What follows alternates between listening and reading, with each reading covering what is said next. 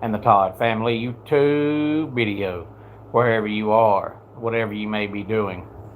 Thank you so much for making Ref Brandon and the Todd Family part of your day. We always greatly appreciate it. If you jump on here live here on this Tuesday evening, feel free to leave a comment in the comment section down below.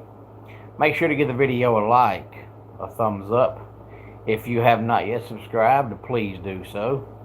Share the video on all social media platforms. Tell your friends, tell your family about it, and make sure you click that bell so you'll be notified whenever we go live. And speaking of it being Tuesday, 1 week from tonight, next Tuesday, I'll be at Rock Branch Baptist Church in Elberton, Georgia. Hey there, Marcus. Glad to have you here on this Tuesday evening. Rock Branch Baptist Church is having a men's event next Tuesday night, and the men's event they chose is wrestling. So I'll be there next Tuesday night. Now, Lex Luger and Nikita Koloff will be there to take pictures and sign autographs, but it'll be a regular wrestling show, so that's where I'll be. So if there's no video next Tuesday, you know why, because I'll be going from work to the show, and I have no idea what time I'll be home. So if no show next Tuesday, you know why. And Marcus, I love to eat, so to me, everything is fantastic. You give me food, and I'm a happy man. My love language is food. I love to eat. But tonight I want to talk about the AP poll. Hey there, Kevron. Glad to have you here, as always, because the AP poll came out yesterday, and we did the coaches poll about go here on the channel. I think it came out not this past Thursday, but the one before that, I believe. And the AP poll came out yesterday, and it's probably the most accurate and the most unbiased of all the polls. And the season's right around the corner now, so it's worth talking about. The only bad part about when these polls come out, whether it's the AP poll, whether it's Sporting News poll, whether it's Coaches poll, whatever the case may be, is every time you see a poll come out, it rehashes the argument of polls shouldn't come out until such and such week. Some say 2 weeks in, some say a month in, some say 6 weeks in, whatever the case. But every time a new poll comes out, people bring that up again. That's why I titled tonight's video, Here We Go Again, because yesterday, as soon as the AP poll was released to the public and it came out, you turn on the radio and any station that discusses college football, whether it's emails, text, tweets, phone calls, whatever, it's people complaining about the polls being out. I never have understood why they complain about it, because first of all, complaining about it's not going to make them all of a sudden stop coming out. And second of all, when you miss football, it just gives you something to look at and something to talk about to carry over into the season. So when you're missing football, why you complain about football talk and football coverage, I'll never know. But they're not going to stop coming out, so complaining about them doesn't do any good. But Ohio State, number one, followed by Oregon, Georgia, Notre Dame, and Texas. And then we have Indiana, Miami, Texas A&M, Ole Miss, and Oklahoma, LSU, Texas Tech, Alabama, BYU, and USC. 16 through 20, Michigan, Washington, Penn State, SMU, and Tennessee. And then 21 through 25 is Utah, Iowa, Houston, Louisville, and Missouri. Now, why Tennessee's ranked again, I don't know. Outside of that 1 year when they had Hendon Hooker at quarterback, to me, since Josh Heupel has been the coach there, They beat the teams they should and lose to the teams they should. I think last year they didn't beat a team with a winning record. If they did, it might have been a team that went, 7-6, something like that. But every time they play somebody worth a darn, they lose. And when they play somebody that's terrible, they win. And if Tennessee has another 7-5, 8-4 season, Josh Heupel is probably going to be on the hot seat going into next year. I don't think he'll get fired this year unless they go, 4-8, 3-9, but they're not that bad. They'll go 7-5, 8-4, somewhere along in there. But after a while, the fan base is going to get tired of that because, no team plays 12 good games, but no team plays 12 crappy games. Everybody has at least 2, 3, 4 tough games on their schedule. And when Tennessee plays Bama, they lose. When they play Georgia, they lose. If they play Vanderbilt on a year Vanderbilt's halfway decent, they lose. If they play LSU, they lose. If they play Ole Miss, they lose. And you're never going to get past, being ranked 20th or 21st when you're consistently 8-4 every year. And that's what they are because they can't beat anybody with a pulse. Hey there, Ahmad. Thank you for being here on this Tuesday evening. Appreciate the kind words. So why they're ranked, I don't know, especially considering it looks like a freshman quarterback who has a great name, by the way, is going to be their quarterback. So we know he's going to have some growing pains, but I still think he's better than the other quarterback. But when I look at Tennessee's roster, I just don't see anything scary about their team this year. So I think they're in for another 8-4, 7-5 season. And outside of that, I really don't have any complaints with it, except for, of course, Alabama's overrated, but they're overrated every year. They could go 1-11 this year, and next year, when the poll comes out, they're going to be top 15. They're Alabama. Are they the 13th best team in the country? No. Oh, don't throw your phone away. Just put it down. You can study and keep your phone.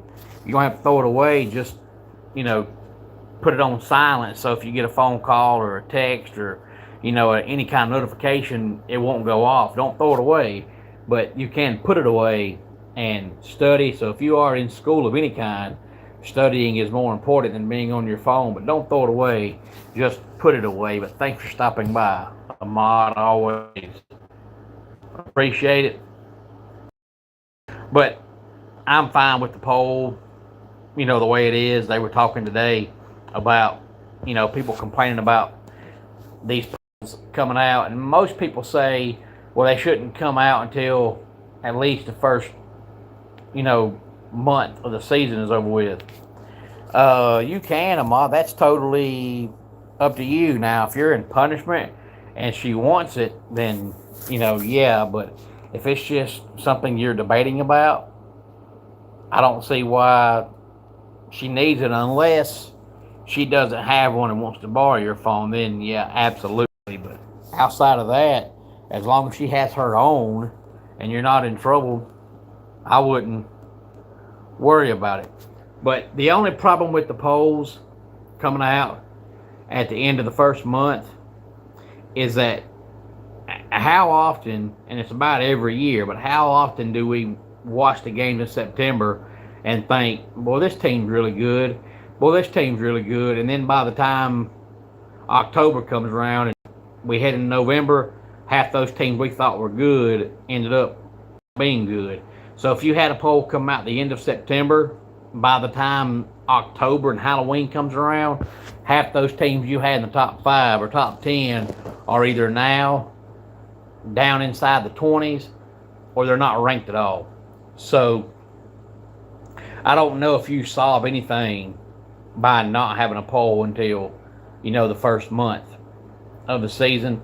But I'm okay with it. The only time I've ever complained, and ever have and always will, is when these polls come out and you have a team like last year Notre Dame. Now Notre Dame ended up being a really good team last year, but they started out 0-2 and they didn't fall past like 16 or 17, somewhere along in there. I don't care if you lose to two high school teams or if you lose to the best two teams in the country. When you come out ranked and you start out 0-2, you should not be ranked. But it doesn't matter because they didn't come back and make the playoffs, so it was okay. But I just feel like I don't care where you're ranked at. If you lose your first two games, you shouldn't be ranked. And Ahmad, if you like belly, that's good for you, but you're on the wrong channel. So maybe you'll find somebody that has a fat belly that'll show you theirs, because I wouldn't show you mine, and I don't have a fat belly. But thanks for being here, nonetheless. But that's the only problem I have with it, is too many times you see people rank these teams and they don't want to admit they're wrong. So when the teams come out and they lose, they end up falling 2 spots or 3 spots. And that's it. But it's okay, because in the end, it all works out anyway. And it gives you something to talk about when you're wanting to talk about football, because there's no games to talk about. And you really can't take a whole lot out of, practices and scrimmages and things like that. So really, poll conversation is the only conversation you can really have up until, the games start. But I think I heard today that the last 10 years, there's 10 teams out of the top 25 rankings that are the most overrated. What I mean by that is not the current top 25, just saying they did a list of the top 25 today, and they ran down 1 through 25, the top 25 teams in the country who have been overrated the most the last 10 years. And 10 teams in the SEC were on that list. So almost half the teams on the list were SEC teams, and they're overrated. What it means by overrated is, if you're Georgia and you come out ranked 3rd, but you finish in the country number 7, then you'll be on the list because you weren't as good as what you were ranked. Doesn't mean that you came out 3rd and you finished 6-6. It just means that you weren't as good as what you were advertised to be, and you didn't finish the season as high as you were when the polls came out. So, of course, Georgia's on the list, and, of course, Texas is on the list, and, of course, Alabama's on the list, LSU's on the list. And I think that's probably the main reason why the people that hate the polls, because you continuously have teams like Georgia and LSU and Texas A&M and Ole Miss who are top 10 every year when the polls come out, and then when the season ends, they're not top 10 teams. So it looks like they're getting favoritism because they're top 10 every year and they're not a top 10 team. First of all, you have to rank 25 teams. But second of all, it's okay because they ran down the list of those teams today. And yes, 10 of the 25 listed were in the SEC, but those teams don't make the playoffs. So it's not like we're talking about a team that finishes 7-5, but they still got in the playoffs because they were ranked in the top 5, when the rankings came out. Those teams that were the most overrated teams in the past 10 years, the majority of them didn't make the playoffs on the years they were overrated. So yes, they're overrated every year, but as long as they're not making the playoffs, I'm okay if they're overrated. It just continues to show that the experts don't know what they think they know. And Marcus, I was on the radio this past Friday, and I'll be on the radio this upcoming Friday, but I'm only doing home games this year. So after this Friday, because the first game is past Friday was a scrimmage game, this upcoming Friday is the first official game. And after this week, because I'm only doing home games, I'll have 3 weeks off. But yes, I'll be on the radio Friday starting at 6:30 Eastern Time for the pregame show, at 7:30 Eastern Time for the kickoff. Thank you for asking. Last year did the whole schedule. This year just doing home games, so only doing 5 games this year. So tune in on Friday night. And most people, when they see the polls, not everybody, but most people, when they look at the polls, they're looking for either the team they pull forward to see where they are, or the team they hate to see where they are. And most people only watch the conference that your team is in. And that's the only bad part about talking college football. And that's why I don't talk it with most people, because most people try to act like they're so knowledgeable. But the reality is most people only watch the conference that their team is in. So when you see the rankings come out, you can talk about the teams inside whatever conference you watch. But if it's a team that don't play in a conference you watch, and you can't name me 3 players on that team, you can't tell me whether they're good or bad, because you don't know, because you haven't watched them. But very few people are able on Saturdays to watch football from sun up to sundown. You just can't do it. So most people, they watch their team and then maybe 1 or 2 other games of teams that are inside whatever conference their team is in, and that's it. So really, truly, you can fuss about the polls, but unless it's a team you know about, you don't know.